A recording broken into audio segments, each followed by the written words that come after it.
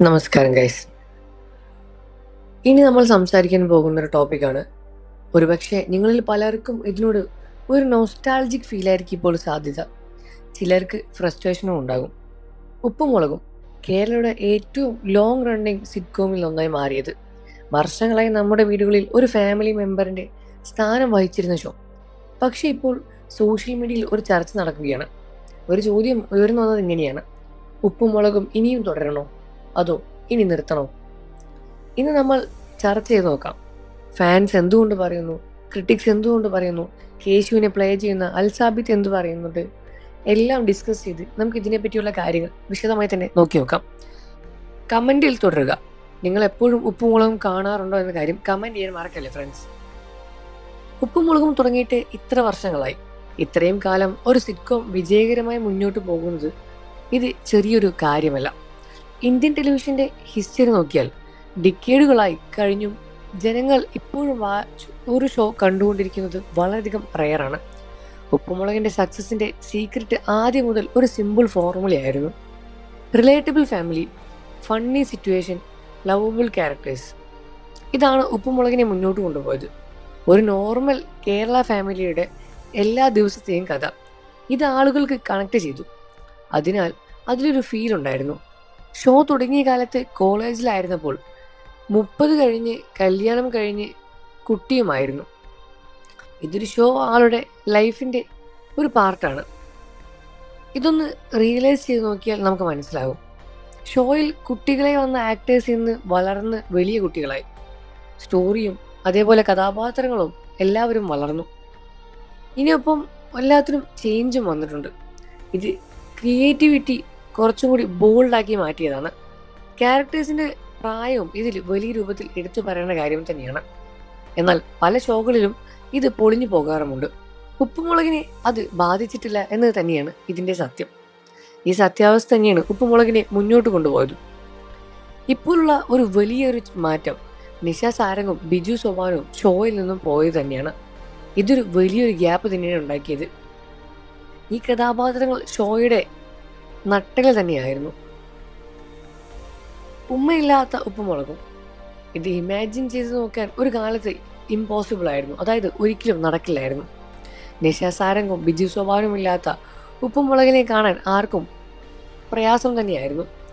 Biju സോമാനത്തിൻ്റെ timing, തമാശയുടെ രൂപം, ഇതെല്ലാം തന്നെ ഷോയിൻ്റെ ഐഡൻറ്റിറ്റി തന്നെ മാറ്റിയ ഒരു ഭാഗം തന്നെയായിരുന്നു. അദ്ദേഹത്തിൻ്റെ വലിയൊരു ആബ്സെൻസ് കാര്യമായി തന്നെ ഉപ്പുമുളകിലും പിന്നീട് ഫീൽ ചെയ്യാൻ തുടങ്ങി. ഇതിൻ്റെ നിർമ്മാതാക്കൾ ഇതിൻ്റെ സ്ട്രാറ്റജി ഇപ്പോൾ എന്തെന്നാൽ കേശുവിൻ്റെ കഥാപാത്രം സെൻട്രലാക്കി ഷോ മുന്നോട്ട് കൊണ്ടുപോകുക എന്നത് തന്നെയാണ്. കേശു വലുതായി വളർന്ന് പ്രണയത്തിലും അങ്ങനെ ബാക്കി കാര്യങ്ങളെല്ലാം തന്നെ ഫോക്കസ് ആക്കി വീണ്ടും കഥയെ മുന്നോട്ട് കൊണ്ടുപോകുന്നു. ഇത് ശരിക്കും ഒരു ലോജിക്കലായ ഒരു മുന്നോട്ട് പോക്ക് തന്നെയാണ്. ഷോയിൻ്റെ അടുത്തൊരു ജനറേഷൻ ക്യാരക്ടറിലേക്ക് കൊണ്ടുവരാൻ ബട്ടൺ പാസ് ചെയ്യുക എന്നാണ് ഇതിനെ പറയുക. പക്ഷേ അത് വലിയൊരു വെയിറ്റ് തന്നെയാണ് ക്യാരി ചെയ്യേണ്ടത്. കാരണം ഇത്ര ചെറിയൊരു കാര്യത്തിൽ ഒരു ഷോ മുന്നോട്ട് മുഴുവൻ കൊണ്ടുപോകണം. അത് വലിയൊരു ചലഞ്ച് തന്നെയാണ്. ഇതിനെ തന്നെയാണ് ഷോ ഇപ്പോൾ വലിയ രൂപത്തിൽ കാണാനും ശ്രമിക്കുന്നത്. ഇപ്പോൾ സോഷ്യൽ മീഡിയയിൽ റീലും കമൻറ്റുകളും നിറഞ്ഞുകൊണ്ടിരിക്കുകയാണ് ഒരു ടോപ്പിക്കിൽ: കേശുവിൻ്റെ അഭിനയം വളരെയധികം ബോറാണ്. ഇതൊരു റീലിൽ ആരോ കമൻ്റ് ഇട്ടതാണ്. അത് ഭയങ്കര രൂപത്തിൽ വൈറലായി എന്ന് തന്നെയാണ് സത്യം. അതിൻ്റെ റിപ്ലൈ നോക്കിയാൽ ആളുകൾ ബേസിക്കലി 2 തരത്തിലാണ് നോക്കുന്നത്. ഒന്ന്, ക്രിട്ടിക്സ്: സ്ക്രിപ്റ്റിൽ ക്വാളിറ്റി ഇല്ല, കേശുവിൻ്റെ അഭിനയം എനർജി ഇല്ല, പഴയ എപ്പിസോഡുകൾ കണ്ടതിൻ്റെ ലവ് ഇതൊന്നും തന്നെ ഫീൽ കിട്ടുന്നില്ല, ഇനിയും ഇത് നിർത്തിയിട്ട് പൊക്കൂടെ, ഇനിയും ഇത് തുടരണോ എന്ന തരത്തിൽ ഒരുപാട് തരത്തിലുള്ള വിമർശനം ഉപ്പുമുളകും എന്ന ഷോയ്ക്ക് ലഭിച്ചുകൊണ്ടേയിരിക്കുന്നുണ്ട്. പിന്നെ വരുന്നത് ഉപ്പുമുളകിനെ ഡിഫെൻഡ് ചെയ്യുന്നതാണ്. ചെറുപ്പം മുതൽ ക്യാമറ ഇവൻ്റെ മുന്നിൽ നിന്ന് ജീവിച്ചിട്ടുള്ള ഒരു കുട്ടിയാണ് അൽസാബിത്ത്. അവനെ ഒരുപാട് നമ്മൾ റെസ്പെക്റ്റ് ചെയ്യണം. ഒരു ക്യാരക്ടറിൻ്റെ ബേസിക്കലി ഒരാളെ ജഡ്ജ് ചെയ്യാൻ നമുക്ക് സാധിക്കില്ല. കണ്ടു ഇഷ്ടമായില്ലെങ്കിൽ കാണണ്ട. ഇഷ്ടപ്പെടുന്നവർ വേറെയും ഒരുപാടുണ്ട്. ഞാൻ എല്ലാ ദിവസവും കാണും. ഇത്തരത്തിൽ കമൻറ്റ് ചെയ്യുന്ന ആളുകളും ഒരുപാടുണ്ട്. ഇതൊരു സ്വാഭാവികമായും നടക്കുന്ന ഒരു ഇൻ്റർനെറ്റ് ഡിബേറ്റ് തന്നെയാണ്.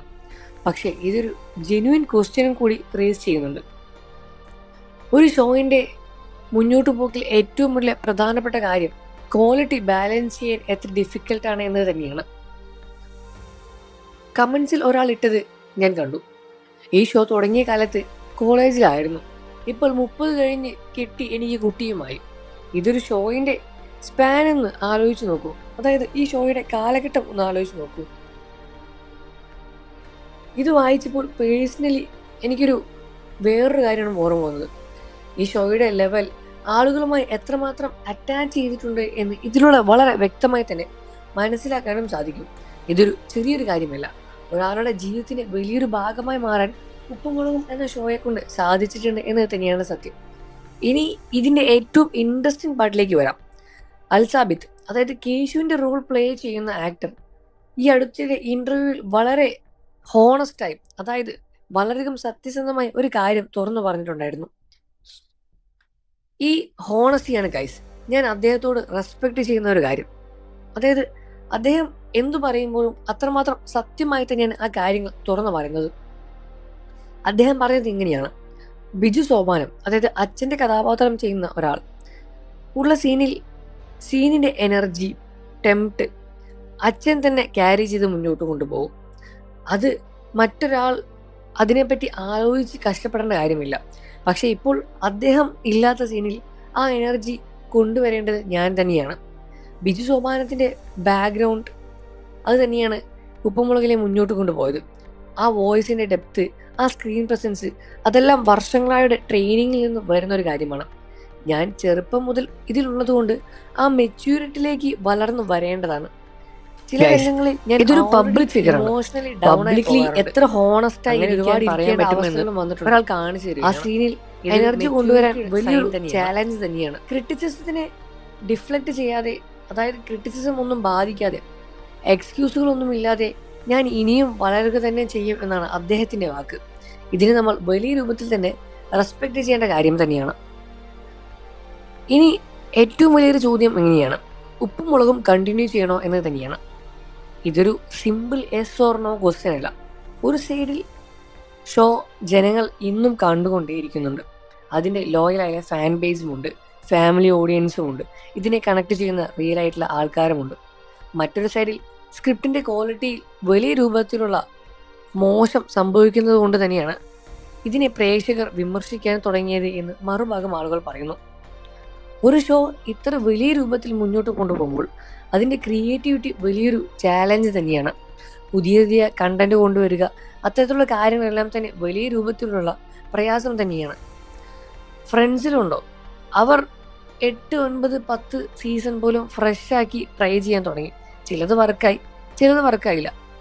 അങ്ങനെ ഒരുപാട് സീരീസും ഇതുപോലെ മുന്നോട്ട് കൊണ്ടുപോകാൻ ശ്രമിച്ചിട്ടുണ്ട്. എന്നാൽ പല സമയങ്ങളിലും പലയിടത്തും അതെല്ലാം പാളിപ്പോയിട്ടുമുണ്ട്.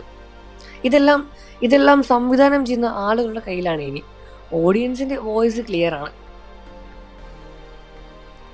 ഉപ്പും മുളകും ഇത് ജസ്റ്റ് ഒരു ഷോ അല്ല, ഒരു ജനറേഷന്റെ മെമ്മറി തന്നെയാണ്, ഒരു ഭാഗം തന്നെയാണ്. ആ ഒരു ലെഗസി പ്രൊട്ടക്ട് ചെയ്യേണ്ടത് നിർമ്മാതാക്കളുടെ റെസ്പോൺസിബിലിറ്റി കൂടിയാണ്.